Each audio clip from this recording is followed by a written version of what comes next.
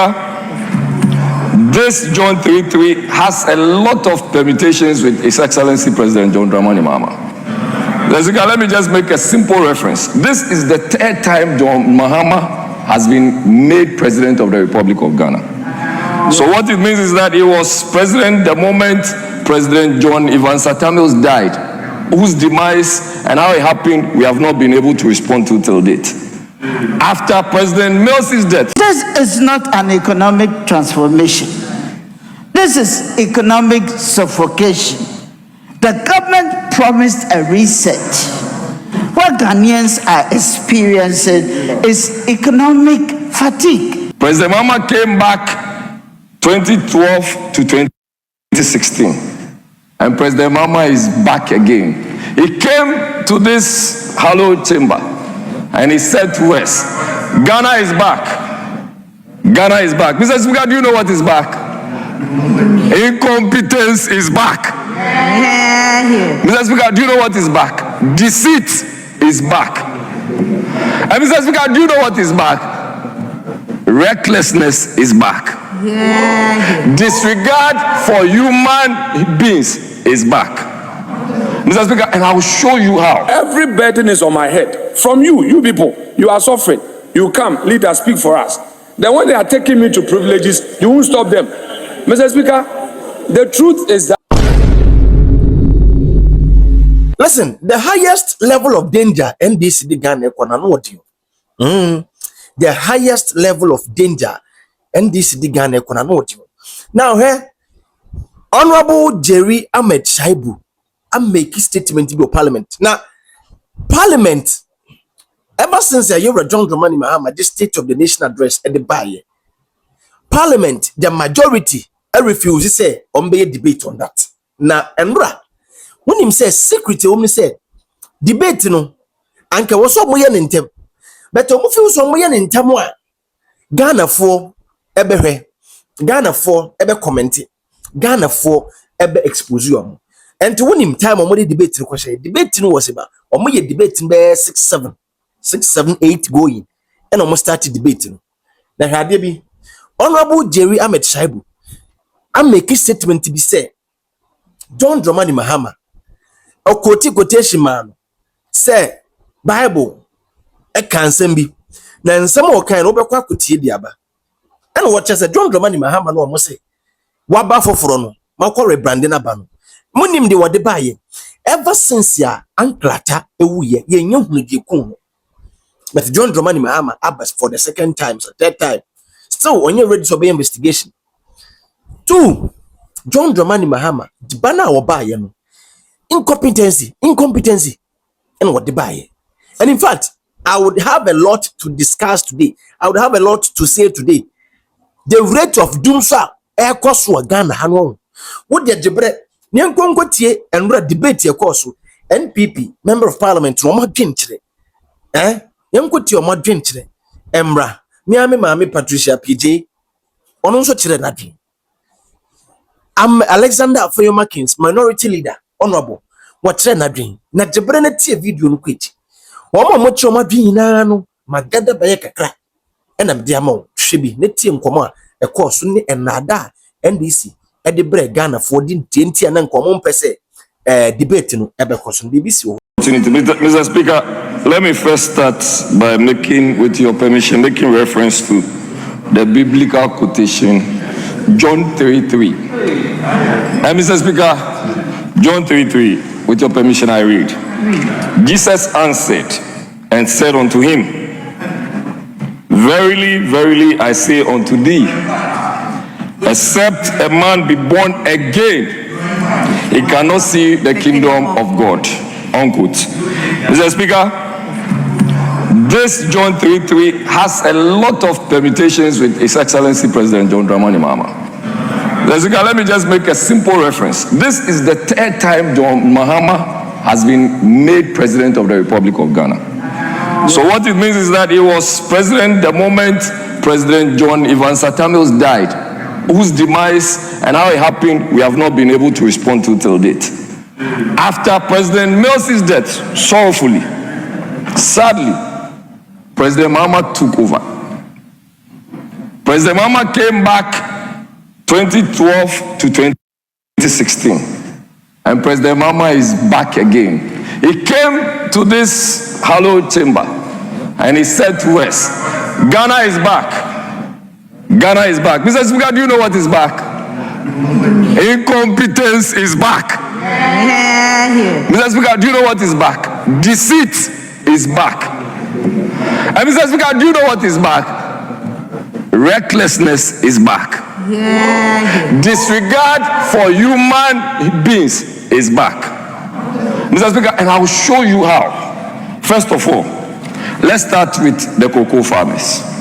Mr. Speaker, President John Mahama had the opportunity of canvassing for votes, and he did so at the nooks and crannies of this state called Ghana. He went all over the place. You know what I'm going to do? Wherever President Nana Addo Dankwa Akufo-Addo had kept you, I was going to move you further up. President Akufo-Addo left cocoa farmers somewhere around 3,001 per bag. Mr. Speaker, do you know what President Mahama did? He came and added 500 cities and they got 3,600. Do you know what is happening to them now, Mr. Speaker? From 3,600, President John Dramani Mahama, sometimes the D sounds deceitful, has moved from 3,600 to 2,500, and he has reduced bag of cocoa just like they are doing the Hisense advert. What is to say? Hisense. Mr. Speaker, what is even more painful? Mr. Speaker, what is even more painful is that in these current and modern terms, the president had the effrontery, with all due deference to him, to tell cocoa farmers that he was going to sink boreholes. Mr. Speaker, in these modern terms, you tell a cocoa farmer that is farming on an acreage of land, maybe 50 acres of land, that you do a kakra, na ya sibo, na mo busiono, mechanized system. Mr. Speaker, if my time will be saved, that is all important. He can take all the 15 minutes if he wants. At this stage, for some of us who had the opportunity of benefiting from Cocoa Board scholarship, we ask ourselves, what is happening to the cocoa farmer? The man who struggled to put some of us to school. Why are we doing this to them? Why did the president even promise them boreholes when you are dealing with acreage of farms? Speaker, with deference to the president, if you have a farm that has a size that you are going to sink boreholes for the farmer to use the boreholes to cultivate cocoa, are we serious? Speaker, let me leave that. As we speak, yesterday we had some statements read by the minority chief whip, and it was on Ecoside. And Speaker, that gave us a lot of information on how our forest is being degraded and there is deforestation all over the place. Speaker, you know why? Because we decided to change Precious Minerals, a marketing company, and relabel it, which is very usual with this side of government, that all they are used to doing is to do rebranding, to now name it Go Board. Now the finance minister comes to also give it another name.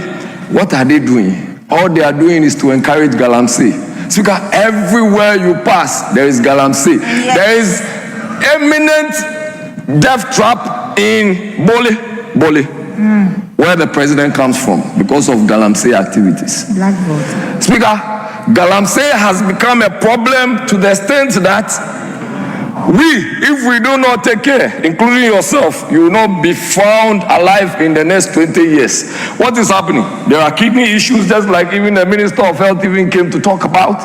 There are all manner of gallbladder cases. And what we still think about is to make losses and to send people to London to go and have parties. And they will come and be celebrating And then you will come and tell us that you've made loss of $214 million. Today, the Deputy Minister of Finance comes to stand here and is talking about 7 billion Ghana cedis when we have made losses of, on board, only about 7 billion cedis in 2025, Mr. Speaker. And this is what we are talking about. Speaker, let me just make reference to something that you would have to know. And you would be very excited to get this. Speaker, and I picked this from the dailies. And this was captured on the 27th of February. And it says this: if you think Dumsor was bad, wait until the Bui Dam falls. Galamsey silt is physically suffocating the turbines that power half of Ghana.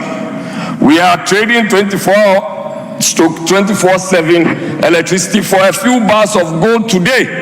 It is a national security emergency. The people demand accountability. DCs and MCs in these gold mining areas, all they are doing is Galamsey. Speaker, this is the picture. Look at the Bui Dam. It is getting terrible. And all we think about is we mine, we sell the gold, we make losses, and then we send some set of women to London to go and chill with our money. Speaker, that is what is happening. This is the kind of settings we are dealing with. Settings everywhere, Mr. Speaker. Mr. Speaker, now, let me even give you some more, Mr. Speaker. Under the leadership of President John Dramani Mahama, Mr. Speaker, you know what has happened? The Bank of Ghana sold 18 tons of our gold that we have reserved for all this period. And Mr. Speaker, you know what they did? It amounted to $2.22 billion. Mr. Speaker, in just about 4 months, they have come back. You saw the reserves, and I watched the current Bank of Ghana governor giving an interview. And he said that to sell gold reserves amounted to reselling our future. He now got the opportunity and he sold the gold reserves, 18 tons. Mr. Speaker, look at this. Today, Bank of Ghana is telling us that they are going to buy the same 18 tons of gold. Mr. Speaker, listen to this clearly. For $3.4 billion. Why you just sold it for 2.2 million? So you sell it, release it, you turn and come and take it. Who is taking the $1.3 billion profit they are making? Mr. Speaker, we are here today, we are talking about electricity tariffs. Electricity tariffs. You come here to this parliament and take what we call the Dumsor levy. You have taken the Dumsor levy. After taking the Dumsor levy, which is 1% on every petroleum product, you turn back and all you are doing.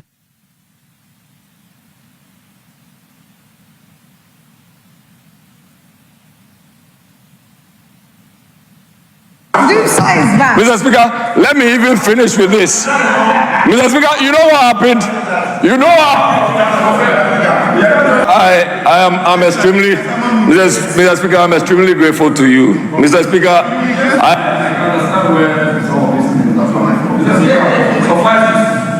Mr. Speaker, suffice to say that I'm running up. I'll just bring the issue on unemployment. Mr. Speaker, I saw President John Mahama's post in 2020 when he had posted that people were removed from offices, from their jobs, from their employer. And this was not the right thing to be done. President Mahama takes over and then he directs the chief of staff. Sack people like that. Mr. Speaker, 51,000 people removed. Mr. Speaker, when you remove the 51,000 people, and Mr. Speaker, you know why I'm sad? I'm sad because the chief of staff has presidential ambitions. Oh, I want to cry. Honorable Johnson Asedu Nketia will not ask that Ghanaians be removed from office like this. Mr. Speaker, these are people who are suffering BPs and other issues. Thank you very much, Mr. Speaker, for the opportunity to contribute towards the 27th February 2026 State of the Nation's address presented by His Excellency John Dramani Mahama. Mr. Speaker, what we heard on the 27th of February was as presented was not the state of the nation. But let us be honest. with ourselves in this house. What we heard was the state of the nation. It was the state of political spin. It was not a diagnosis of the economy. It was a public relations.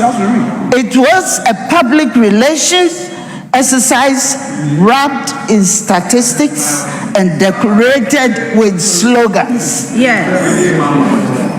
The address was heavy on optics and it was light on outcomes. Heavy on slogans, light on solutions, heavy on applause lines, and then light on accountability. Mr. Speaker, governance is not a theater. Governance is delivery. And on delivery, the government is failing the Ghanaian people. Mr. Speaker, the president presented figures, but figures without dignity are meaningless. You cannot pay rent with projections. You cannot settle hospital bills with optimism. This government has perfected what is statistical governance, when numbers rise on paper while suffering rises on the street. Growth without jobs is a jobless growth. Recovery without relief is rhetorical recovery. Mr. Speaker, the true state of the nation is measured not in statistics, but in the daily dignity of the Ghanaian people. Honorable Speaker, it is basic economics. When purchasing power disappears, markets collapse. Today, farmers harvest their produce but cannot find buyers. Market women sit from morning until evening and return home with unsold goods. Mr. Speaker, just this weekend, I was at a funeral and I met a market woman, and he came to tell me that when you go to Parliament, let everybody know that we go and sit at our shops and nobody even enters to buy.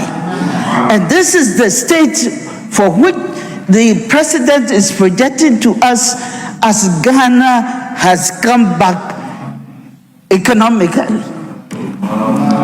Honorable Speaker, small businesses are quietly collapsing. Small businesses, they are quietly collapsing. The informal sector, which employs the majority of our people, is suffocating. That is the true state of our nation today. Low inflation driven by weak demand is not economic success. It is economic distress disguised as stability. Mr. Speaker, the real state of the nation is outside this chamber. It is in traders battling with transport hikes, youth battling unemployment, SMEs are battling high interest rates, families battling utility tariffs, electricity bills are rising, fuel remains volatile, transport fare keep on soaring, increasing by the day. Rents in our cities have become unbearable. This is not an economic transformation. This is economic suffocation. The government promised a reset. What Ghanaians are experiencing is economic fatigue. This government preached austerity to the Ghanaian people, but where is the shared sacrifice? When citizens tighten their belts, the government loses its own. We continue to witness bloated bureaucracies by establishing all manner like the 24-hour economy authority, expanded presidential staff, excessive appointments, administrative extravagance. Mr. Speaker, this is not fiscal discipline. This is hypocrisy. Leadership must lead by example, not exemption. Mr. Speaker, electricity tariffs have increased by 30%. Come by. We cannot buy. The president spoke proudly about agriculture, but farmers across the country tell a different story. Farmers struggle. High fertilizer cost, limited access to credit, inadequate irrigation, post-harvest losses. That is what we are experiencing now. And this is the true state of our economy. We have experienced cocoa head cut. Farmers have their produce, and unfortunately, nobody is buying. The government is not purchasing. What are we experiencing? Mass dismissals. 51,000. And the only woman who had been in office when we speak of affirmative action, that woman have been sacked. And it is very sad. Have been sacked. And it is very sad.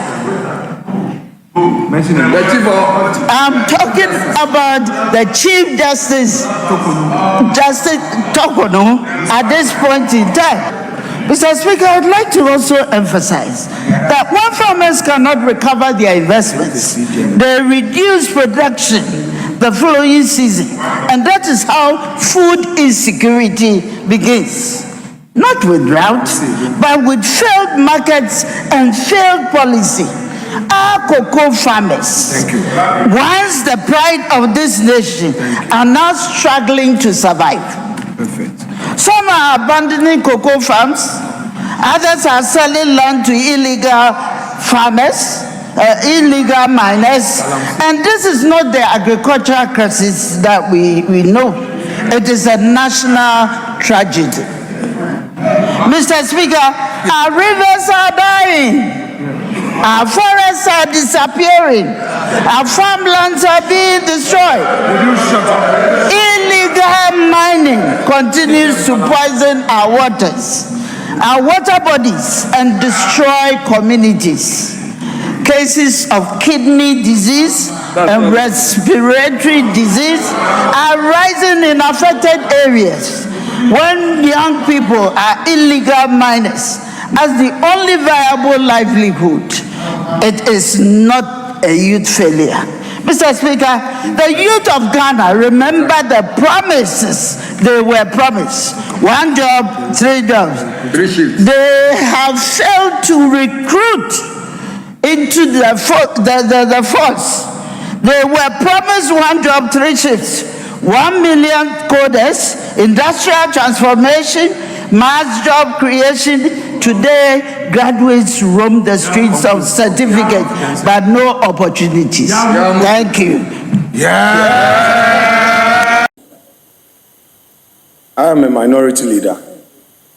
Or a lot of people would come to me with a general concern, and I'm passing it through the chief whip. Mr. Speaker, many of our constituents are having issues with the recruitment.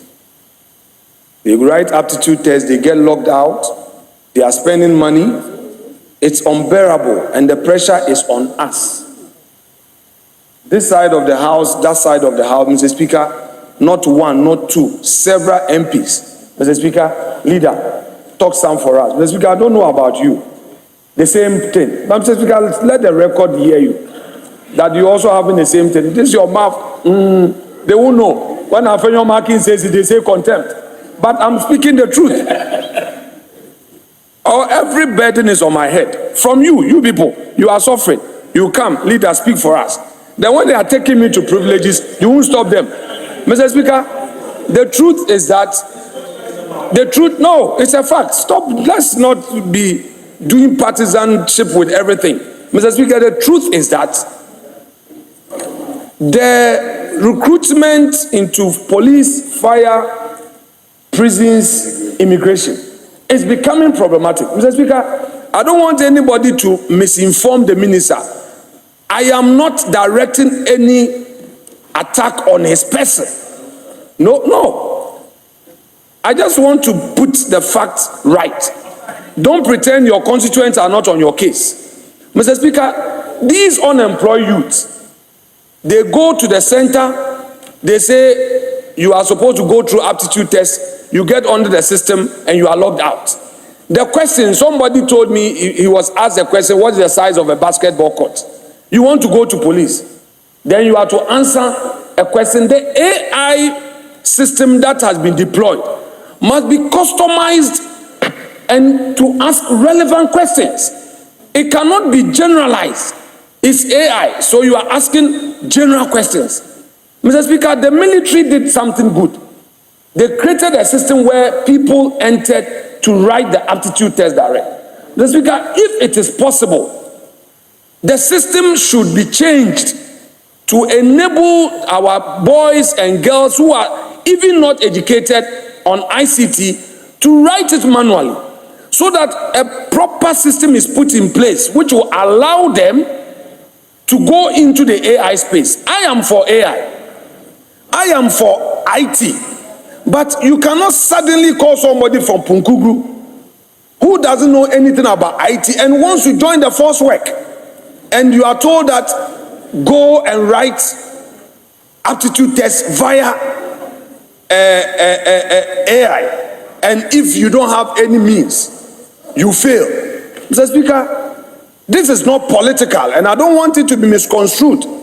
I think it's a serious system challenge that the ministry would have to look at properly, because it is us, the MPs, who are carrying the burden. And I speak for the entire house. I speak for the entire house. People go to the cafe and then they get on the computer and they go through all manner of challenges. Mr. Speaker, I would plead that the whole system be reviewed. Our boys, our girls, they come to us MPs, take money to go on the internet to have access. Thank you. Let's now move to Honorable Colonel Damoa.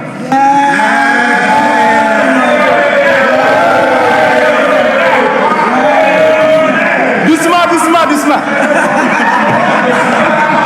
Honorable, we have 5 minutes. Thank you. You see, that is the man of the moment. You see.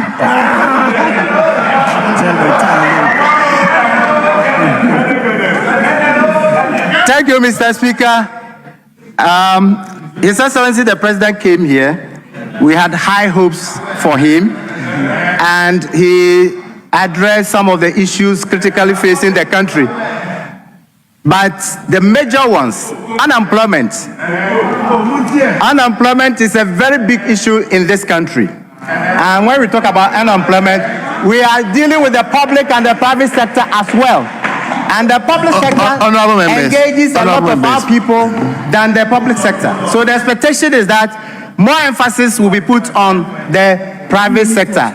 And we know that agriculture is the backbone of this economy. And you talk about agriculture, you cannot forget about cocoa. The cocoa industry is the one that has kept this country all this while. Now, I have a constituency that has predominantly cocoa and cashew farmers. So anything that affects cocoa affects my people. And this year, unfortunately, cocoa farmers have been overtaxed more than any other group of people in this country. If you have a whole 1,000 taken from your money for a bag of cocoa, then I don't think that the GRA people can talk about any unfair taxation more than what has happened to cocoa farmers. Now, we were expecting that with the establishment of the African Continental Free Trade Area, more emphasis will be placed on providing industries that will help in promoting trade promotion. African Continental Free Trade Area, we have the headquarters in Accra. So what we want is that we should encourage more people to engage in activities that will help us to produce enough for our local consumption and for exports. The facilities that the African Continental Free Trade Area has provided requires that we do more in our country so that the rules of origin will help us to enjoy the benefits of this important trade agreement. Unfortunately, that is not what is happening. And I think that if we don't do that and we continue to depend on imports, our economy is going to sink as we are seeing. We want the president to put more emphasis on local production. It can be in agriculture, it can be industry, it can be manufacturing, whatever. That is what we expect the president to do. Mr. Speaker, His Excellency talked about retooling the security services, especially the Ghana Armed Forces, and I was pleased about that. We are going to have aircrafts, we are going to have armored personnel carriers, we are going to have patrol vessels and all that. But my caution, we want quality equipment for the Ghana Armed Forces. There were times that we were having peace support operations in La Côte d'Ivoire, Bonduku. And between 2013 and 2015, the armored personnel carriers that were bought, which were to be sent to Bonduku, got broken. The brand new ones got broken down between Brekum and Genjene, and they were there for 1 more week than they were expected to be there. Certainly that wasn't the right thing. So the Ghana Armed Forces expect retooling, but they want quality aircraft, quality patrol vessels, and quality armored personnel carriers. Then about pensionable emoluments. Now, our soldiers who go on pension are supposed to be paid their gratuities and their monthly pensions. Unfortunately, because the government lumped all of them together, over 3,000 at a go to be released, it became difficult for them to be paid. And then they are putting the blame on not budgeting for them. It is because you rush and send all of them home at a go. That has never happened, and that is a bad strategy. The Vaccine Institute, it was the former president and his able vice, now the presidential candidate of who brought about that. They passed the law and established and gave a seed money of $25 million. Today, we are only hearing about promises. Nothing. Nothing has happened. So, we want the president to invest more in vaccines. Put money there. You see, before I watch video, me catch was at the level of danger NDC the Ghana community. Right? This time, almost every day, you doom light. But light be intimate. I don't know your constituents, but maybe I'm one. Almost every day, you doom light. More dig Ghana for need too much. Cocoa for the Matthew Musikasu. Oh, we are now sad, Jenny light bella boarding. Oh, we are now said doom light. Baby, I'm a catcher buying we say. At your back, Ghana for a debe hold your buying way responsible. Ebe Pamo a buying way so one before 2028. A deba cope. And the sad den also say NDC John Dramani Mahama and an abine and to me unresolved sad den one. Where the most incompetent government ever NDC. Do you know what I'm talking about? So the lighting system. One factor. Abanya Ghana for two free abem na ye problem ba ko pe lighting system dum so enam so man nkrofo fie hyehyeye enam so man nkrofo hwere omonkwa enam so man security agencies nkrofo bi wuye ma papa ba ko ne yere ne ma wo mo hye wo headquarters police bangaro sorry wo mo hye nkrofo ko stores ss ye no na se npp aba mona mo se Ghana enye enti mo side NDC aba na se NDC ba ye na se still no the same mistake no na se NDC da so repeat edin ben yemfamfra this government sa ban we edin ben nka yemfamfra no se aban we ntimi anso bitum so o tv na edum light mi ye eduma o but edum light be bro 1 hour o tv na edum light yes so ya na ma betena he o ye eduma just say we be a coastal they don't think about you ya too light bill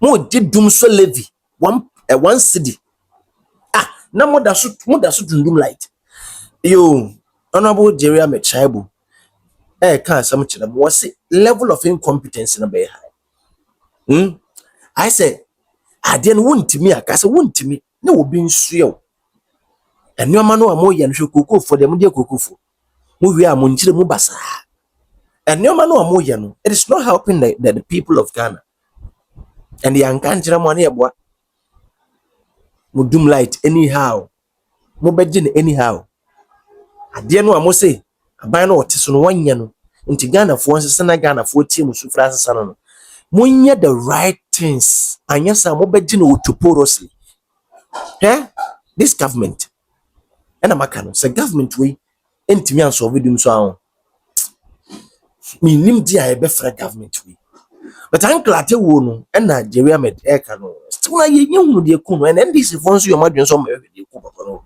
because we feel so we okọ nkwada oh yes and can people kura na was no hwehwem a ka mo hu amaba ban mu ka mo hwehwem ehunu de ku no but up to now ye nyante we yeah mo na mo president you Ghana president and you nti yen etoda e be hyem mama hwehwe ni pakoro adekore ku papa no senye obi a ne ku no na senye yade ne ku no na se yade ne adekore ku na samo hwehwe mba it over to you I Smart Africa Media and Nigeria med atrana dweno me so matrama dweno ngo comment section on so ko kyerwa dweno I Smart Africa Media me din do man ko baba da kofi from Asante Kudi